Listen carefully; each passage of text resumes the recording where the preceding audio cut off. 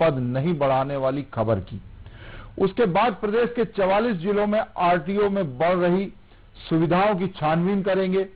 फिर भवन विकास निगम को गठन करने वाले खबर पर खोजबीन होगी और अंत में खास सेगमेंट चलते चलते में मैं आपको ब्यूरोक्रेट्स का मजेदार किस्सा बताऊंगा। तो शुरू करते हैं खबरों की इनसाइड स्टोरी का सिलसिला। कैबिनेट सेक्रेटरी के सरकार ने आईएएस के डीओपीटी को भेजे गए प्रपोजल में मुख्य सचिव वेतनमान के पद नहीं बढ़ाए हैं। दरअसल आईपीएस और आईएफएस के काडर रिव्यू के प्रपोजल को यह कहते हुए रोक दिया है कि काडर पोस्ट में 2% से ज्यादा पद नहीं बढ़ाए जाएंगे। आईपीएस संवर्ग के काडर रिव्यू प्रस्ताव में डीजी के 5 से बढ़ाकर 7 पद करने के साथ ही एडीजी और आईजी सहित एसपी के पद बढ़ाने का प्रस्ताव था। इसी तरह आईएफएस संवर्ग में पीसीसीएफ के 5 पद स्वीकृत हैं, लेकिन आईएफएस के काडर रिव्यू में पीसीसीएफ के 5 से बढ़ाकर 8 पद करने का प्रस्ताव डीओपीटी भेजा गया था। डीओपीटी ने दोनों प्रस्ताव पर सहमति दे दी थी, लेकिन प्रस्ताव कैबिनेट सेक्रेटरी के पास पहुंचा तो आपत्ति लगा दी गई। काडर रिव्यू के दोनों प्रस्तावों में 2% से ज्यादा पद बढ़ाए गए थे, जबकि प्रावधान के तहत काडर रिव्यू में 2% से ज्यादा पद नहीं बढ़ाए जा सकते। आईपीएस और आईएफएस संवर्ग के काडर रिव्यू का प्रस्ताव केंद्र सरकार ने इन आपत्तियों के बाद वापस राज्य सरकार को लौटा दिया।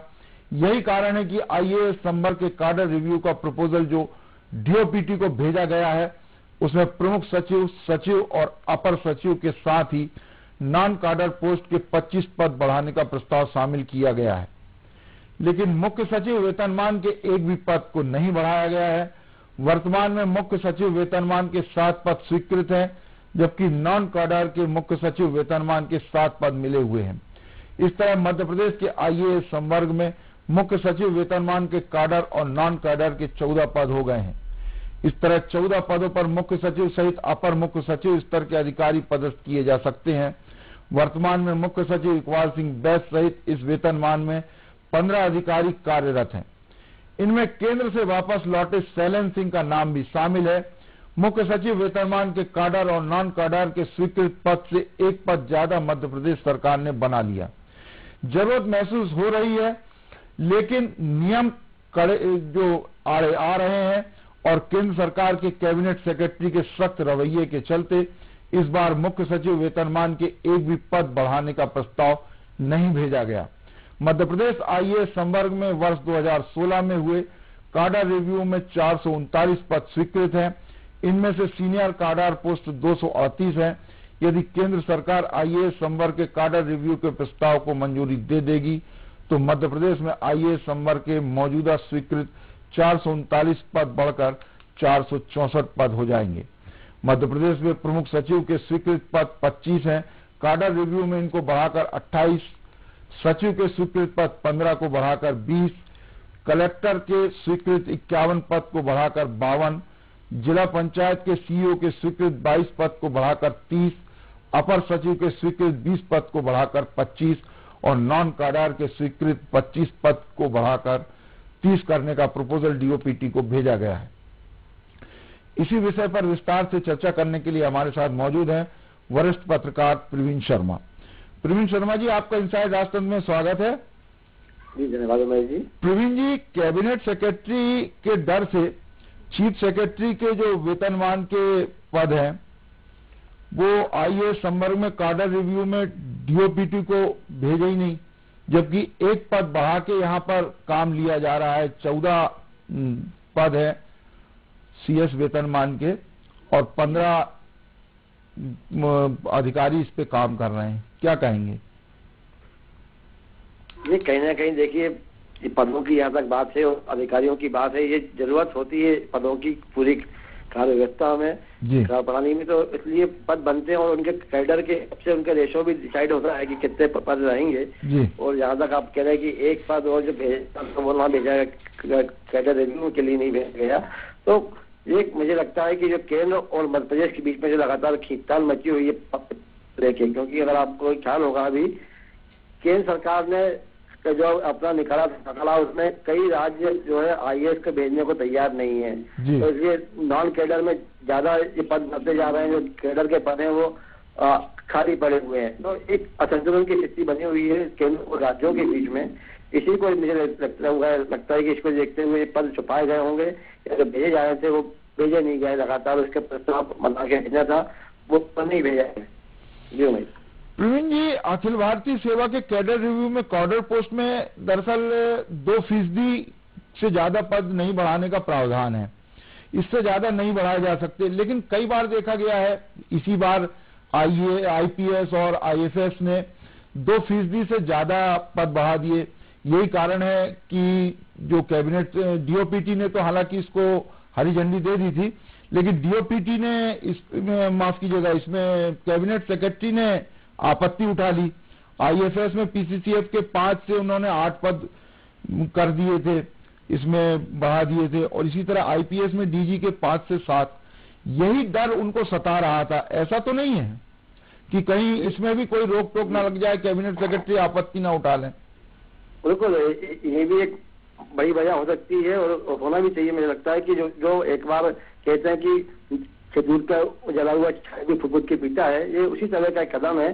क्योंकि आप देखेंगे आईएएस, आईपीएस और आईएफएस कैडर में लगातार खींचतान मची रहती है। एक दूसरे को जो आईएएस है वो स्वीकार नहीं कर पाते हैं, खासकर आईएफएस और आईपीएस के पदों में अगर कोई बात हो रही हो, उनका वेतनमान बढ़ना हो, उनका पद बढ़ना हो, उनका रेशो बढ़ना हो, कैडर बढ़ना हो, उसमें कहीं ना कहीं लगातार खींचतान की शक्ति की बातें सामने आती रही हैं। और इन तीनों संवर्ग जो अखिल भारतीय स्तर के सबसे बड़े जो संवर्ग हैं तीनों, इनके बीच में खींचतान की स्थिति दिखती रहती है। अब तो अभी हाल ही में आपने देखा होगा कि लेटरल एंट्री से भी आईएएस के पद बढ़े गए हैं। मतलब केंद्र सरकार जो राज्यों पे जो खींचतान मची हुई है, अभी आज पश्चिम बंगाल में देखा, मध्य प्रदेश में देखा, जो उनकी बात की जा रही है आईएएस के लेके, तो उसमें जो खींचतान मची है उसी का परिणाम है कि आज अब केंद्र सरकार ने अपने स्तर पे लेटरल एंट्री से नई भर्ती करी है। निचले संवर्ग के अधिकारी हैं, उनको आईएएस का कैडर में शामिल किया जा रहा है। तो बिल्कुल आप जो बात कह रहे हैं कि एक दूसरे का जो डर था कि वहाँ कैबिनेट सेक्रेटरी इसको रोक नहीं दे, आपत्ति नहीं लगा देंगे इस प्रस्ताव पे भी, इसीलिए उसको घुमा फिरा के पेश किया गया और उसको दबा लिया गया। प्रवीण जी, अखिल भारतीय सेवा के अफसर सरकारी नौकरी में सबसे ऊपर होते हैं, सबसे ऊंचा ओहदा होता है। जब प्रावधान है कि 2% से ज्यादा का कैडर रिव्यू में नहीं भेजना, और जो अखिल भारतीय सेवा के अधिकारी हैं इनका हर 5 साल में कैडर रिव्यू होता है, जबकि नीचे के कर्मचारियों का अनियमित है, उसमें कोई ऐसा नहीं है कि समय सीमा में कैडर रिव्यू होना है। उसके बावजूद जब नियमों का पालन इनके द्वारा नहीं किया जाएगा, तो फिर नीचे के कैडर वालों से नियमों के पालन की क्या उम्मीद की जाएगी? देखिए, ये तो बहुत पुरानी परंपरा चली जा रही है कि आईएएस अपने मामले में बहुत उदार रहते हैं। कोई सुविधा देना हो, वेतनमान की बात हो, वेतनमान की बात हो, या दूसरे कोई सुविधा हो, तो उसमें दूसरे कैडर को वो अपने बराबर आने ही नहीं है। जैसे कभी भी ये की स्थिति बन रही है दूसरे कैडरों के बीच में, ये हमेशा से रही है। अगर कोई पद या जो सीधी का कोई पद है वो अगर उनका वेतनमान किसी पीएस के या उनके लेवल के जा रहा होगा, तो आप निश्चित मानिए उस पर आपत्ति आई जाती है, चाहे वो वित्त विभाग की हो चाहे जीएडी की हो। तो वहाँ बैठे अधिकारी स्वीकार नहीं कर पाते, सहन नहीं कर पाते कि उनके बराबरी पे किसी और को जो है वेतनमान हो जाए या उनको उनके स्तर से क्रॉस हो जाए। जबकि आप देखें कि व्यवस्था में, कार्य प्रणाली में कई डिपार्टमेंट ऐसे हैं जहाँ की एडिशनल डायरेक्टर होंगे या जो नॉन आईएएस के पद है, वो उनकी वेतनमान आईएएस जो कमिश्नर बैठते हैं, डायरेक्टर बैठते हैं, उनसे अधिक हो जाता है। तो वहाँ भी खींचतान की स्थिति डिपार्टमेंट बनी रहती है। अब तक दोनों कैडरों के बीच में झगड़ा आए दिन सामने आता है। तो मुझे लगता है कि आप जो बता रहे हैं कि एक पद वैसे ही एक्स्ट्रा है, हो गया है मध्य प्रदेश में सीएस लेवल का, 14 की जगह 15 अधिकारी काम कर रहे हैं, तो यह अपने आप में एक विसंगति है। इस विसंगति को या अनियमितता को छुपाने के लिए प्रस्ताव मुझे लगता है कि दिल्ली तक भेजने की हिम्मत मध्य प्रदेश के आईएएस जुटा नहीं पाए हैं। जीडी उसके हिम्मत नहीं जुटा पाया क्योंकि वो चीज सामने आ जाती। तो आप 2% की बात कर रहे हैं, 2% से ऊपर की, तो भी शायद ही आपत्ति इसमें आना निश्चित था। प्रवीण जी, ऐसा नहीं लगता कि जब मामला अपने संवर्ग का आता है, खासतौर से अखिल भारतीय सेवा के अफसरों का, तो नियम ये जो है वो बलाए ताक पे रख देते हैं? अब आईएएस कैडर रिव्यू का प्रस्ताव तैयार होना था, तो आईएएस जो अधिकारी हैं उन्होंने संविदा पे केवल कैडर रिव्यू के लिए एक रिटायर्ड अधिकारी की नियुक्ति करी, जबकि और भी बहुत सारे पद हैं, खाली पड़े हैं, उन कर्मचारियों की भर्ती के लिए इस तरह का ध्यान नहीं जाता। लेकिन जब अपने कैडर की बात आई तो उसके लिए संविदा पे अधिकारी की नियुक्ति भी कर ली। क्या कहेंगे? ऐसे कई एग्जाम्पल हम 5-7 सालों में देख चुके हैं कि जब आईएएस के खुद का मामला होता है, उनके संपर्क का कोई अधिकारी के घर सेवा वृद्धि करना होती है, एक्सटेंशन का मामला आता है या संविदा नियुक्ति की बात आती है, तो तत्काल उस पर लेके टॉप टू बॉटम सब जगह से अनुमति मिल जाती है।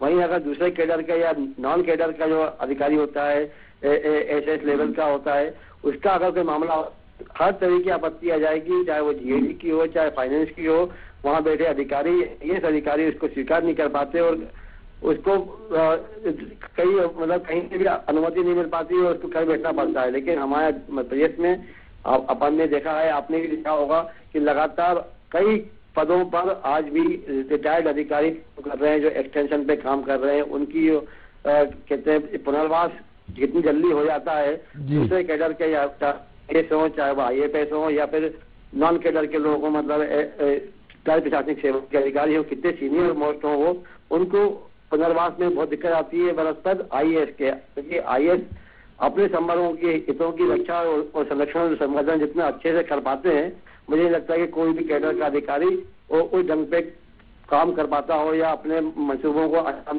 दे पाता हो।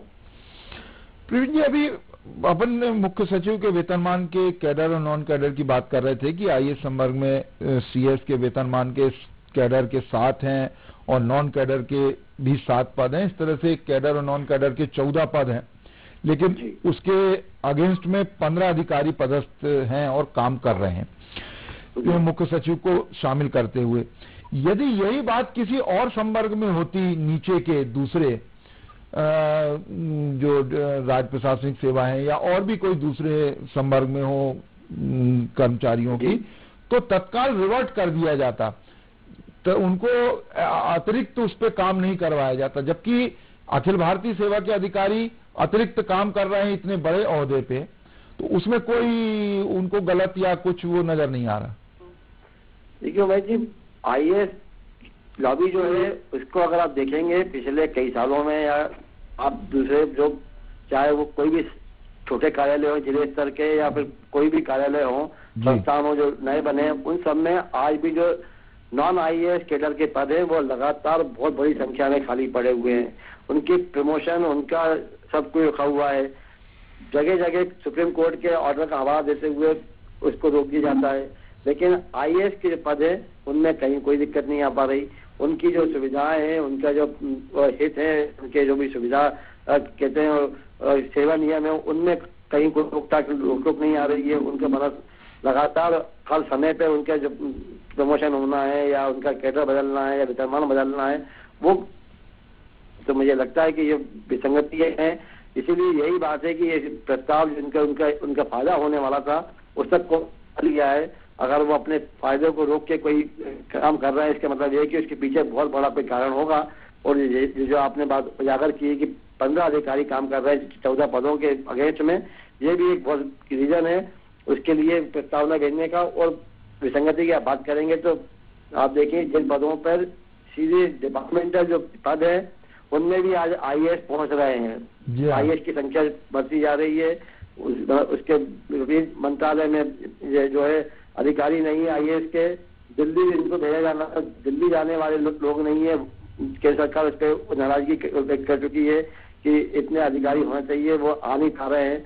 तो ये स्थितियां कहीं ना कहीं जो खींचतान है आईएएस का, जो अपना ईगो पॉइंट है, वो ईगो आड़े आ रहा है हर जगह और अपने काम से उनका हित संरक्षण नहीं हो पाता, उसीलिए ये इस तरह की विसंगतियां पैदा हो रही हैं। बहुत बहुत धन्यवाद प्रवीण शर्मा जी आपका इनसाइड राजस्थान से जुड़ने के लिए। कैडर रिव्यू में प्रावधान है 2% का, उससे ज्यादा नहीं भेज सकते, लेकिन डर के मारे आईएएस संवर्ग के कैडर रिव्यू में 1 पद सीएस वेतनमान का बढ़ाने का प्रस्ताव नहीं भेजा गया। अब बात करेंगे एक और प्रशासनिक खबर की। भोपाल सहित प्रदेश